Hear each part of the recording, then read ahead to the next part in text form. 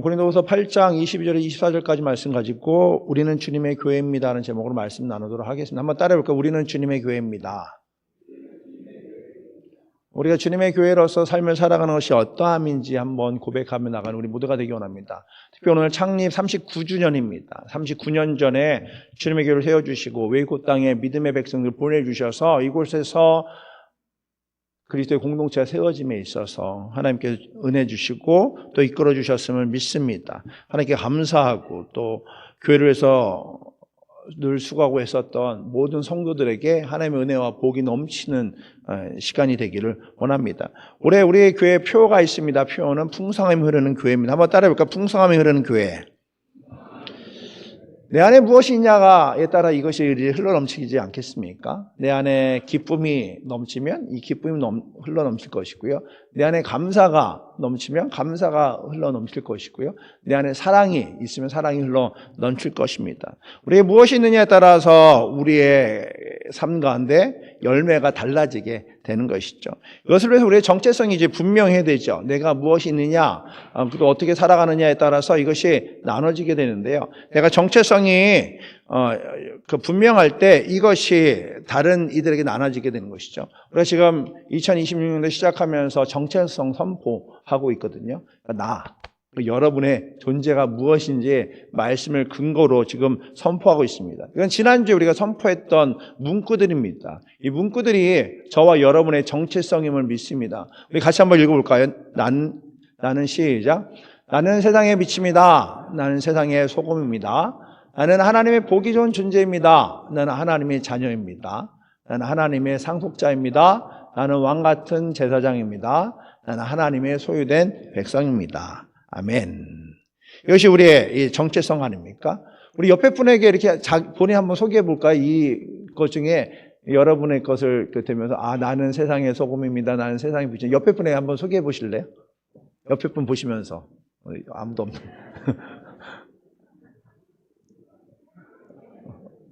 뭐 소개하셨습니까? 네. 지금 소개하고 계십니까? 그러니까 나의 존재가 무엇이냐에 따라서 그 삶의 방향성, 가치가 달라지는 겁니다. 하나님께 우리를 세상의 빛으로, 소금으로, 그리고 하나님의 자녀로, 상속자로, 제사장으로, 또 소유된 백성으로 삼아주셨습니다. 그러면 이것이 우리의 믿음의 고백뿐만 아니라 또 다른 이들에게도 나는 세상의 빛입니다. 세상의 소금입니다. 나 하나님의 자녀입니다. 또 왕같은 제사장입니다. 그리고 내가 하나님의 소유된 백성입니다 라고 고백하면서 내 삶을 드러내고 나타나는 우리 모두가 되기를 원합니다. 이것이 우리의 삶 가운데 함께할 때 이 공동체에 하나님께서 주시는 은혜들이 있습니다. 오늘 본문은 특히 그리스도의 공동체가 세워질 때 동역자를 세우는 그 내용들이 기록이 돼 있습니다. 교회라는 개념이 그렇습니다. 교회의 개념을 어떻게 보느냐에 따라서 이 가치가 달라집니다. 교회하면 건물 아닙니까? 저희 교회의 건물은요, 1954년도에 세워졌습니다. 이 교회가 1954년도. 70년이 넘었죠. 70년 동안 이 교회가 이제 든든히 세워졌고, 이제 뭐 중간에 교육관도 확장하고 그랬지만 1954년도에 이 건물이 세워져서 저희 머릿돌에 1954년이다 기록이 되어 있습니다. 만약에 건물로 이야기하면요, 1954년이다 하면 굉장히 오래된 건물입니다. 그리고 만약에 이 건물로서 교회를 생각하면 1954년도 이미 어떻게 보면 완성된 건물이 있죠. 이 건물로 보면 말이죠. 그런데 어떻습니까? 성경에서는 교회에 대해서 그냥 완성된 건물로 보지 않는단 말이에요. 특별히 초대교회는요, 이 건물로서의 교회가 아니라 공동체, 그리고 믿음의 사람들의 모임을 교회라고 이야기를 했습니다. 이 교회는 단순히 1954년도에 만들어지고 세워진 것이 아니라 주 안에서 세워져 가는 것을 성경에서 분명히 약속하고 있죠. 에베소서 2장 22절에도 이렇게 이야기하고 있습니다. 한번 같이 읽어볼까요? 너희도 시작. 너희도 성령 안에서 하나님이 거하실 처소가 되기 위하여 그리스도 예수 안에서 함께 지어져 가느니라. 아멘. 자, 오늘 에베소서 2장 말씀 어떻습니까? 완성된 건물이 아니라 서로 연결해서 주 안에서 함께 지어져 가는 존재가 바로 교회다라고 합니다. 함께 지어져 가는. 계속적으로 지어져 가야 된다. 계속적으로 성장하고 계속적으로 만들어 가고 계속적으로 하나님의 맡겨진 분량대로 세워져 가는 게 바로 교회라는 것입니다.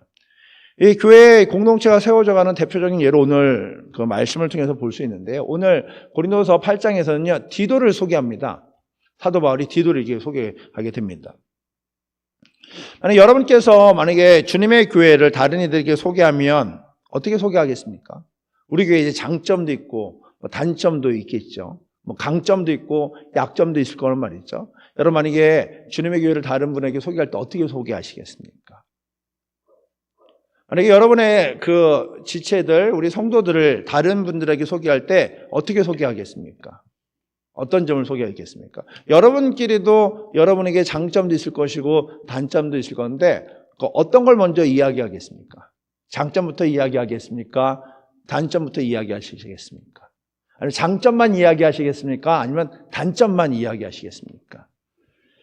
어제 우리 박정호님 가정에 결혼식이 있어서 달라스에 잠깐 방문하고 왔는데요. 이제 결혼식에 우리 한미연의 중부지방 감리사로 섬기는 분이 오클라호마에 있는 털사 교회 손태호 목사님이십니다. 손태호 목사님이랑 제가 자주 만나는데요. 어제도 이제 결혼식 끝나고 이제 식사하려고 하는데 이제 만나서 교제와 인사하는데 이제 목사님이 다른 분한테 저를 소개할 때 그렇게 소개해요.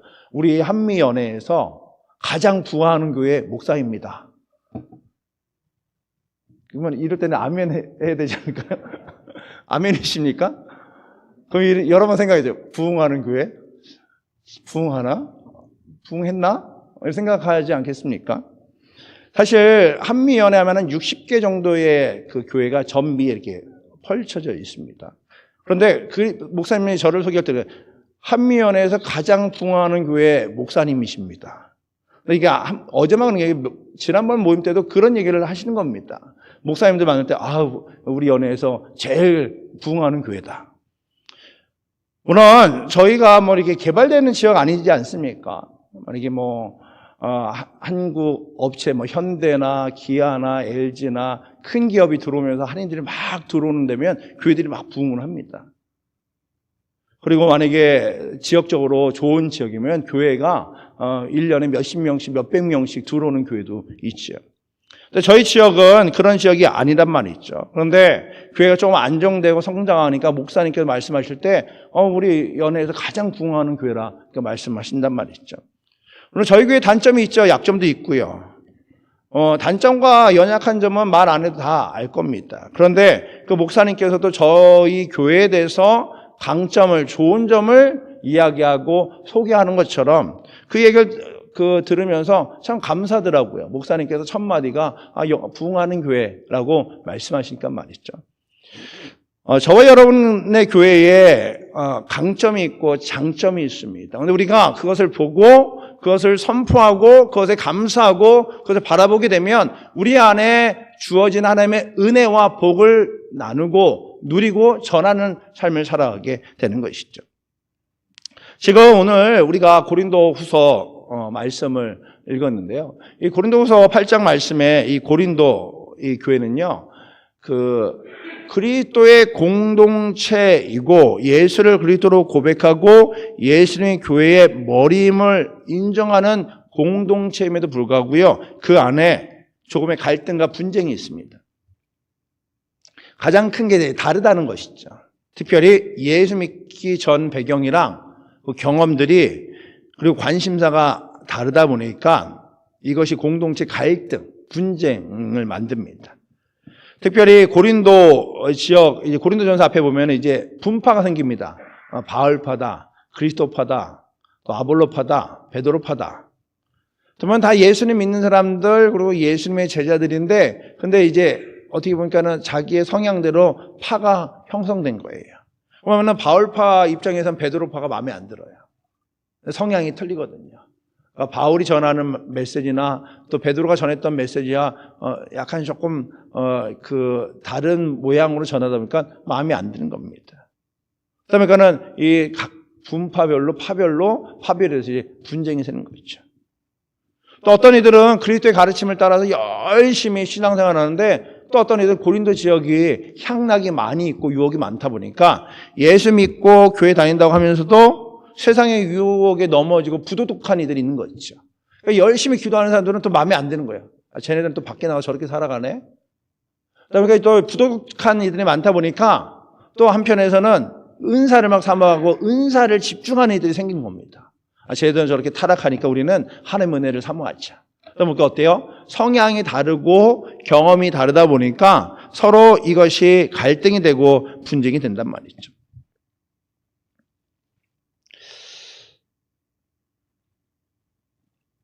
사도 바울이 고린도 교회를 생각할 때 이렇게 분쟁이 있고 문제가 있으니까요, 마음이 편하지가 않습니다.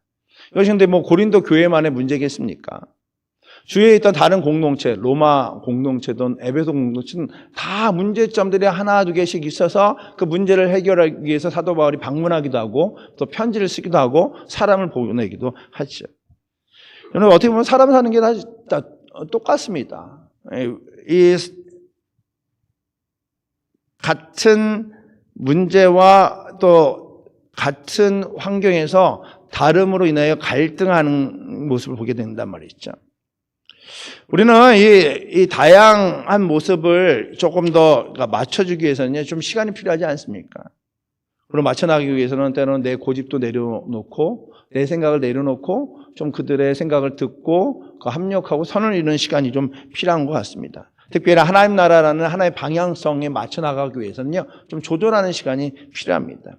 오늘 말씀을 통해서 우리가 볼 수 있는 것은 사도 바울의 목적과 방향성은 좀 일관됩니다.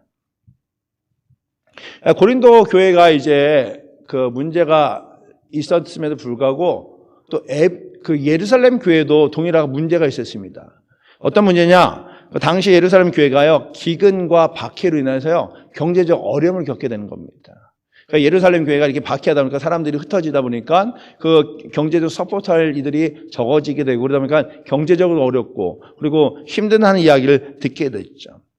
그래서 사도 바울이 그 다른 공동체의 사람들을 보내서 예루살렘 교회를 돕기 위해서 그 펀드레이징, 그 선교 헌금을 모으기를 시작합니다. 그 모으기 위해서 지금 고린도에는 누굴 보내면 디도를 보내는 거죠. 그러니까 디도를 보내서 디도를 통해서 예루살렘 교회를 돕기 위해서 펀드레이징을 하기 위해서 디도를 보내는 겁니다. 디도를 보내면 디도를 소개하는 장면이 이렇게 기록이 돼 있죠. 오늘 22절 말씀에 또 그들과 함께 우리의 한 형제를 보내었노니, 한번 같이 읽어볼까요? 시작. 또 그들과 함께 우리의 한 형제를 보내었노니 우리는 그가 여러 가지 일에 간절한 것을 여러 번 확인하였거니와 이제 그가 너희를 크게 믿음으로 더욱 간절하니라. 한 형제를 보냈다. 그 형제가 그러니까 믿음의 그 모습이 간절했던 것을 알 수가 있죠. 이런 간절한 믿음의 사람이 어떠한지를 좀 소개하려고 하는 겁니다. 그리고 나서 23절에 디도에 대해서 이렇게 이야기합니다. 같이 읽어보겠습니다. 시작. 디도를 말하면 나의 동료요, 너를 위한 나의 동역자요, 우리의 형제들로 말하면 여러 교회들의 사자들이요, 그리스도의 영광이니라. 디도와 디도와 함께한 이들을 지금 소개합니다. 디도를 소개할 때 나의 동료요, 동역자다. 또 함께한 이들을 보니까는 그들을 말하면 여러 교회의 사자들, 메신저의 역할을 감당하고 또 선교사들이라는 것이죠. 그리고 그리스도의 영광이다. 그러면 사도 바울이 그 당시 가장 영향력 있는 사람이었습니다. 지금 말하면 아직 큰 교회 담임 목사 정도 되는 거죠. 그리고 나서 디도를 부목사를 지금 소개를 하는 겁니다. 부목사를 소개하는데 이 디도가 나의 부목사고 사역자인데 그 나의 동료고 그리고 나의 동역자입니다. 또 같이 간 이들을 이야기할 때 보니까요, 그 형제를 말하면 여러 교회의 사자, 선교사요, 메신저고 그리고 그리스도의 영광이다.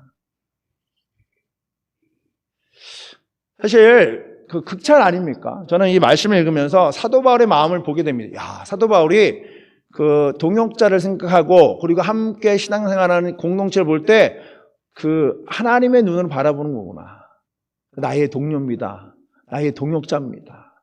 하나님의 사자들이고 하나님의 그리스도의 영광입니다. 라고 칭찬하고 축복합니다.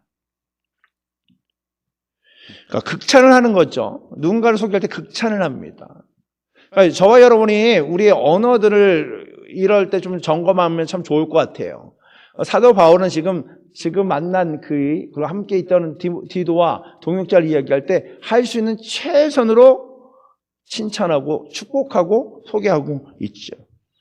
또 편지를 쓴 그 내용들도 보면요, 사도 바울이 교회에 대부분 편지를 쓰는데, 근데 개인에게 편지 쓰는 게 디모데 전후서, 디도서, 빌레몬서인데요. 이 디도서에서도 디도에 대해서 소개할 때 같은 믿음을 따라 나의 참 아들 된 디도라고 부릅니다.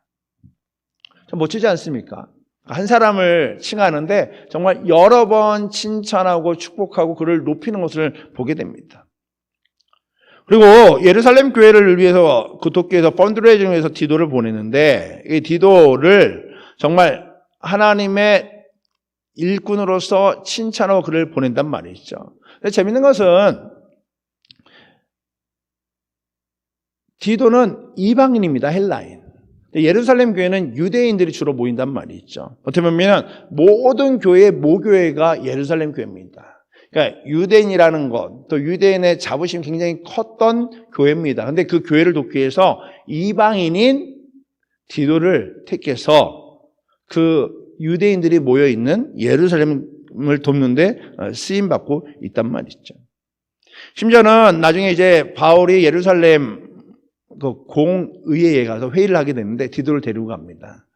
그리고 이방인임에도 불구하고 그 유대 그리스도인들과 함께 모여서 회의할 때 그를 데려가고, 그를 통해서 이방인들에게도 복음이 증거되고, 그리고 그리스도 안에서 한 형제 공동체임을 증거하죠. 그리고 이제 디도가 이제 그 사도 바울을 통해서 중재자의 역할을 하는데요. 고린도 후서를 읽다 보면요, 고린도 지역의 교회와 사도 바울과 좀 갈등이 있었던 것을 보게 됩니다. 그런데 그 갈등이 있음으로 말미암아 그 중재자로 디도를 보내게 되죠. 디도를 보낼 때 사도 바울이 편지를 써서 편지와 함께 가죠. 그래서 고린도후서 2장 4절에 보면 내가 마음에 큰 눌림과 그리고 걱정이 있어서 많은 눈물로 너희에게 썼노니. 그러니까 사도 바울이 눈물의 편지를요, 고린도에게 편지를 씁니다. 그런데 이제 여기 남아있지는 않는데요, 이 편지를 쓰는데 이 편지를 디도를 통해서 전달을 합니다.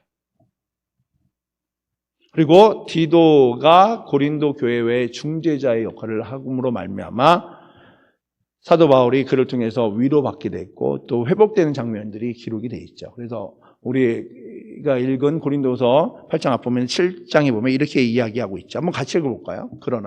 시작. 그러나 낙심한 자들을 위로하시는 하나님이 디도가 om으로 우리를 위로하셨으니 그가 온 것 아니요 오직 그가 너희에게 받은 그 위로로 위로를 하고 너희의 사모함과 애통함과 나를 위하여 열심히 있는 것을 우리가 보고함으로 나를 더욱 기쁘게 하였느니라. 아멘.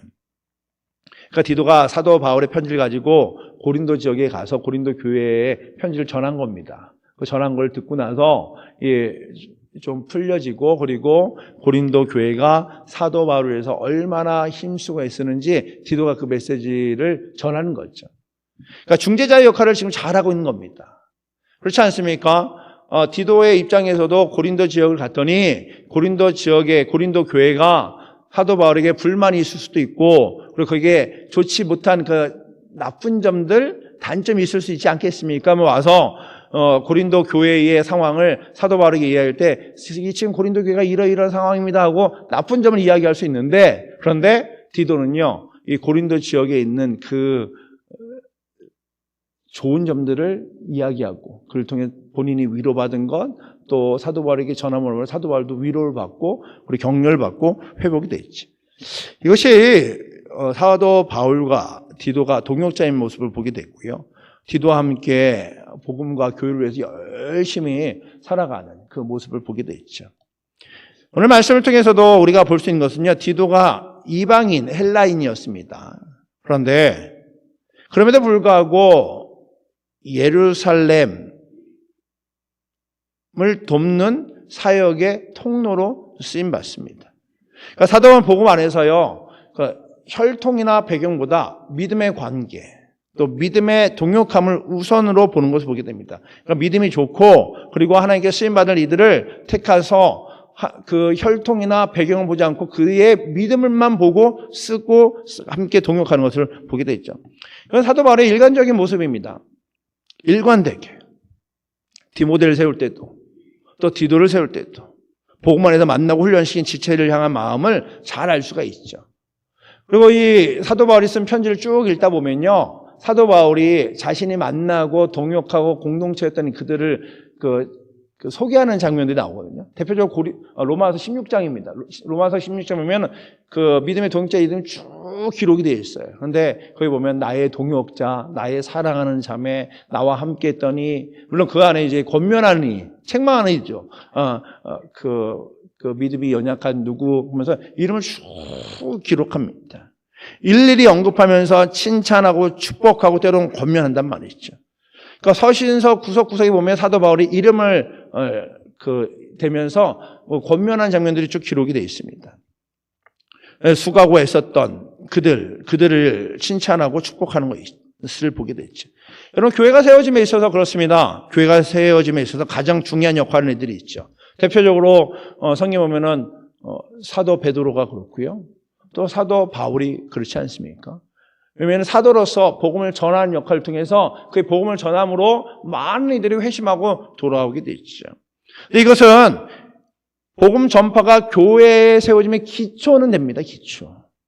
근데 교회가 시작함으로 말미암아 그 교회의 시작함으로 함께 동역했던 이들, 대표적으로 고넬료는 베드로에게 복음을 듣기 위해서 친구들과 가족들 다 자기네 집 초청하죠. 밥 먹이고 같이 교제하고 그들을 격려하고 그들과 관계 맺고 그러고 나서 복음을 들었을 때 그들이 그 안에서 교회가 시작되는 모습을 보게 되죠.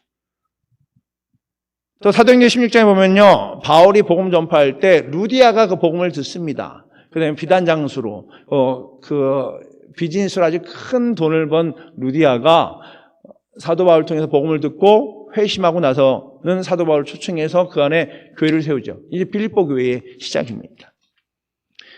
고넬료가 없었다면, 루디아가 없었다면요, 교회가 세워질 수 없었을 겁니다. 복음이 전해짐으로 그 씨앗들이 흩어졌는데 모으고 자라고 열매 맺을 때는 그 역할을 감당했던 이들이 있었다는 것이죠. 우리가 기억할 것이 있습니다. 우리가 주님의 교회라는 것이죠. 저와 여러분이 주님의 교회라는 것입니다. 오늘 말씀 24절에도 이렇게 이야기하고 있죠. 한번 같이 읽어볼까요? 그러므로 시작. 그러므로 너희는 여러 교회 앞에서 너희의 사랑과 너희에 대한 우리의 자랑의 증거를 그들에게 보이라.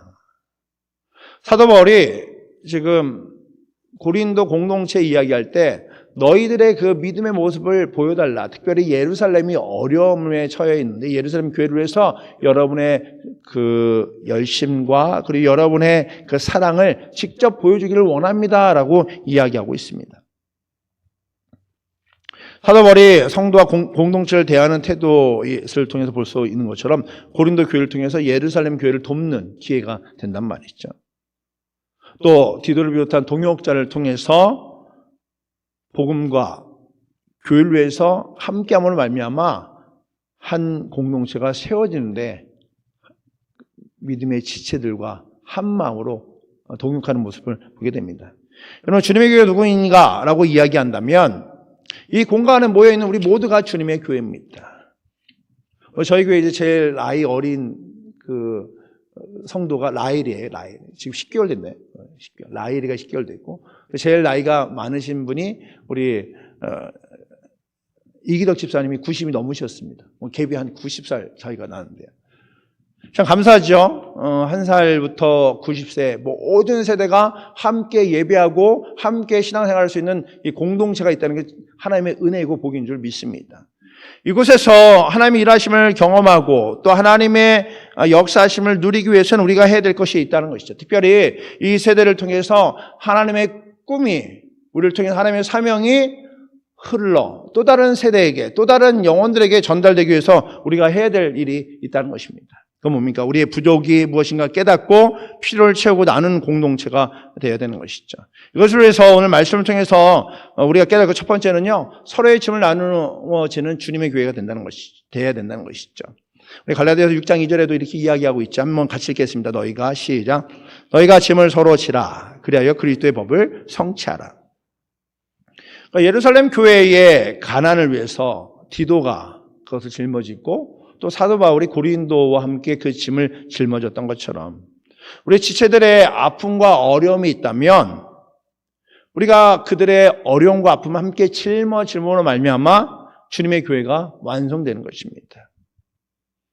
우리의 교회 안에 부족한 것도 많이 있죠. 서로를 위해 돌봄도 필요하고요. 우리 말씀을 훈련받는 것도 필요하고요. 또 교회 학교의 부흥과 성장을 위해서 더 많은 관심과 기도가 필요합니다. 꼭 주위에서 자녀들이 있는 한인들이 만약에 웨이코에 방문한다면 또 이사한다면 우리가 가서 권면하는 거죠. 우리 교회 학교를 소개하고 이 안에서 믿음으로 훈련받는 자녀들을 위해서 우리 함께 협력할 것이 필요합니다. 또 대학생들 양육함에 있어서는 더 많은 에너지가 필요하고요. 또 교회 건물을 관리하고 또 교회를 섬기기 위해서는요 더 많은 시간과 섬김이 필요하죠. 우리는 우리가 하나님께 주시는 그 사명을 따라서 은사를 따라서 함께 짐을 서로 짊어질 때 그리스도의 법이 우리를 통해서 완성됨을 기억하시기 바랍니다. 두 번째는 말의 권세로 서로를 세우는 주님의 교회가 되어야 됩니다. 한번 따라해 볼까요? 말의 권세로 서로 세우는 주님의 교회. 말의 권세, 말의 힘, 말의 능력. 에베소 4장 29절에도 이렇게 이야기하고 있습니다. 같이 읽겠습니다. 시작. 무릇 더러운 말은 너희 입 밖에도 내지 말고 오직 덕을 세우는데 소용되는 대로 선한 말을 하여 듣는 자들에게 은혜를 끼치게 하라. 아멘. 사도 바울을 통해서 말하는 법을 배우게 됩니다. 그리고 공동체의 동역자, 믿음의 지체들, 지금 말하면 성도들, 교인들을 대하는 태도를 보게 됐죠. 사도 바울은 공동체 지체를 생각하고 권면할 때요, 그러니까 덕을 세울 수 있는 말을 하는 것이죠. 오늘 본문을 보십시오. 디도를 세울 때, 그 공동체를 소개할 때 정말 극찬을 하고 있지 않습니까? 디도가 부족한 부분도 있을 테고, 그리고 연약한 부분이 있을 텐데, 부족하고 연약한 부분을 지칭하는 것이 아니라 정말 동료고, 동역자인 그리고 하나님의 영광이요, 교회의 사자인 동역자들을 이야기하면서 그들을 칭찬하고 있습니다. 우리도 이것을 배워야 됩니다. 우리가 교회 안에서 지체를 향하여, 가족을 향하여 단점 이야기할 수 있죠. 또 우리가 우리의 위치에서 감정적으로 이야기할 수도 있습니다. 그런데 주님이 주시는 은혜가 있다면 주님의 주신 은혜를 가지고 그 은혜를 가지고 나누는 겁니다. 우리 입술을 열어서 이야기할 때 우리의 입술을 통해서 선한 말, 특히 듣는 사람이 은혜가 될 수 있도록. 그러니까 여러분이 누군가를 위해서 이야기할 때, 권면할 때 듣는 사람이 은혜가 될 이야기를 늘 하십시오. 여러분의 가족들에게, 여러분의 자녀들에게 그가 들었을 때 은혜가 될 말. 은혜가 되지 않고 그의 마음이 상하고 힘들 거다라고 한다면 한 번도 고민하고 두 번도 고민하고 세 번도 기도하고 그리고 나서 하나님께서 권면하기 원하면 그때 말씀하십시오. 그런데 그 말도 은혜가 될 수 있고 덕을 세울 수 있는 언어를 사용하십시오. 사도 바울이 이 일을 감당했습니다. 이 일을 통해서 공동체가 세워진 것을 보게 되죠. 세 번째, 마지막으로 서로 뜨겁게 사랑하는 주님의 교회가 되어야 될 줄 믿습니다. 베드로전서 4장 8절에도 이렇게 이야기하고 있죠. 같이 읽겠습니다. 시작. 무엇보다도 뜨겁게 서로 사랑할지니 사랑은 허다한 죄를 덮느니라. 아멘. 뜨겁게 사랑할지니. 사도 바울이 고린도 교회를 너무너무 사랑합니다. 그래서 믿음의 동역자를 보냈고 또 사도 바울이 예루살렘 교회를 너무나 사랑합니다. 그러니까 사랑하기에 고린도 교회를 통해서 예루살렘 교회를 돕기를 원하죠. 사랑하는 마음이 있으니 때로는 서로 갈등도 있고 그리고 분쟁도 있음에도 불구하고 사랑하는 마음으로 그것을 덮고 합력해서 선을 이루는 것을 보게 됐죠. 여러분 39년 동안 웨이코 주님의 교회 방문한 이들을 만약에 카운트하면 몇 명이 될까요? 만약에 우리 학생들 또는 방문자들 계산하면 작년에도 방문자들과 학생들 졸업해서 간 친구들하면 한 50명 정도가 방문하고 그리고 졸업을 했습니다. 50명이다. 그러면 40년 하면 2,000명 아닙니까? 근데 물론 그 더 많은 수가 저희 교회를 방문했을 수도 있고 적은 수도 방문할 수도 있었겠죠. 그러면 매주 누군가가 주님의 교회를 방문한다면 우리가 그들을 대할 때에 사랑으로, 그리고 섬김으로, 관심으로 대하는 거죠. 그래서 연약함이 있다면 연약함을 함께 품어주고 또 기도가 필요한 이들은 기도함으로 하나님의 나라를 만들어 나감이 필요하다는 것이죠. 그래서 누군가 방문했을 때 사도 바울과 같은 심정으로 우리는 그들을 섬겨야 되는 것입니다. 그리고 우리를 통해서 하나님의 사랑을 경험할 수 있는 통로가 되어야 되는 것이죠. 뿐만 아니라 누군가의 방문자를 위해서 사랑을 베풀고 그들에게 호의를 베푼다면 우리가 그와 더불어서 우리가 가장 가까운 이들에게도 동일한 사랑과 호의를 베풀어야 된다는 것이죠. 그래요. 우리가요, 사랑 표현한다는 것이 가장 가까운 이들에게는 참 인색한 걸 보게 됩니다. 방문자들이나 또는 좀 멀리 있는 이들에게는 막 내가 할 수 있는 최선으로 사랑을 표현하는데 오히려 가까운 이들에게는 말할 때 말에 상처를 주기도 하고 가시 돋는 언어를 사용하기도 하고 그리고 더 나아가서 사랑을 베풀어야 됨에도 불구하고 그러지 못할 때가 있단 말이죠. 주님의 교회 안에서 먼저 세우고 격려하고 서로 허물을 덮어줄 때에 합력하여서 하나님의 사랑을 경험하는 우리 모두가 될 줄 믿습니다. 여러분이 주님의 교회입니다. 그리고 사도 바울이 디도와 동역자들에게 했던 것처럼 우리 모두를 향한 하나님의 마음이 이 안에 담겨져 있음을 믿습니다. 여러분이 우리 교회의 보배이고 그리스도의 영광임을 믿습니다. 아멘이십니까? 우리 옆에 분에 한번 이렇게 축복하시죠. 당신 우리 교회의 보배이자 그리스도의 영광입니다. 여러분이 교회의 보배, 이 자리에 있는 여러분이 교회의 보배고 또 그리스도의 영광입니다. 39년 동안 뿌려진 복음, 믿음의 씨앗이 계속적으로 자라나고 열매 맺을 줄 믿습니다. 이제 우리가 바울이 되어서 그리고 디도가 되어서 또 루디아가 되어서 고넬료가 되어서 외국 땅에서 하나님의 풍성함을 흘려보내는 풍성함이 흐르는 교회가 되기 원합니다. 이를 위해서 이 일이 우리에게 있어야 될 줄 믿습니다. 첫 번째로 서로의 짐을 나누는 주님의 교회가 되기 원합니다. 두 번째로 말의 권세로 서로를 세우는 주님의 교회가 되기 원합니다. 세 번째로 서로를 뜨겁게 사랑하는 주님의 교회가 되기 원합니다. 그래서 이 주님의 교회가 그리스도의 사명을 감당하기 위해서 우리의 이 역할을 감당하고 또 이로 말미암아 열매 맺는 우리 모두가 되기 원합니다. 이를 위해서 가장 먼저 해야 될 것이 기도입니다. 기도. 우리가 어디에 있든지 기도하며 교회를 위해서 기도하고 특별히 이번 한 주간 동안 주님의 교회를 위해서 기도해 주시기 바랍니다. 새벽 예배에 나오실 수 있다면 새벽 예배에 나오셔서 주님의 교회를 위해서 우리 지체들을 위해서 기도해 주십시오. 또 저를 위해서 기도해 주십시오. 새벽 예배에 나올 수 없다면 여러분의 가정에서, 여러분의 일터에서, 여러분의 연구실에서, 여러분의 식탁에서, 여러분의 일터에서 교회를 위해서 기도하십시오. 하나님, 우리 주님의 교회를 축복해 주십시오. 정말 풍성함이 흐르기 원합니다. 우리가 그리스도인으로서 이 땅에 살아가기 원합니다. 세상의 소금이고 세상의 빛으로 살아가는 우리 모두가 되게 해주시옵소서. 주님의 교회에 부흥을 주십시오. 2026년 우리가 생각했던 것보다 더 큰 은혜와 복이 넘쳐 흘러서 영적으로 육적으로 부흥되어서 이 모든 것이 하나님의 은혜였노라고 고백하는 우리 모두가 되기 원합니다. 라고 기도하는 우리 모두가 되기 원합니다. 2026년 저와 여러분의 주님의 교회가 하나님께서 주시는 풍성함이 넘쳐서 흘려서 우리 가정과 우리 이웃과 교회와 외국과 열방 가운데 나누는 우리 모두가 되기 원합니다. 이를 위해서 함께 동역하고 협력하는 우리 모두 가운데 하나님의 은혜와 복이 넘치기를 주의 이름으로 축복합니다. 기도하겠습니다. 하나님 감사합니다. 우리 하나님의 자녀입니다. 우리 하나님의 상속자입니다. 우리는 왕같은 제사장입니다. 거룩한 나라입니다. 하나님의 소유된 백성입니다. 또 하나님이 기뻐하는 자임을 믿습니다. 이 믿음으로 나가는 우리 모두가 되게 해주시옵소서. 특별히 39년도에 웨이코 주님의 교회를 세워주시고 또 웨이코 주님의 교회를 통해서 하나님 나라가 확장되고 복음이 전하는 데 쓰임받게 하신 참으로 감사합니다. 이곳에 이 자리에 있는 것이 하나님의 은혜인 줄 믿습니다. 이 믿음을 가지고 주 앞에 나와서 주님의 이름을 높여드리고 찬양하는 우리 모두가 되게 해주시옵소서.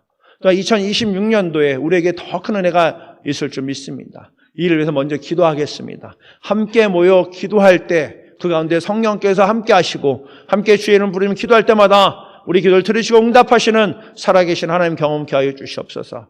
2026년도 우리에게 부어주시는 그 은혜로 말미암아 모든 것이 하나님의 역사심이라고 간증하고 고백하고 나누는 우리 모두가 되게 해주시옵소서. 이래서 수고하고 애쓰는 사랑 성도들을 축복하여 주시고 그의 삶 가운데 하나님의 은혜가 넘치도록 복이 넘치도록 2026년도 마음껏 주께서 부어주시고 은혜 내려 주시옵소서. 감사합니다. 예수 그리스도 이름으로 기도드립니다. 아멘.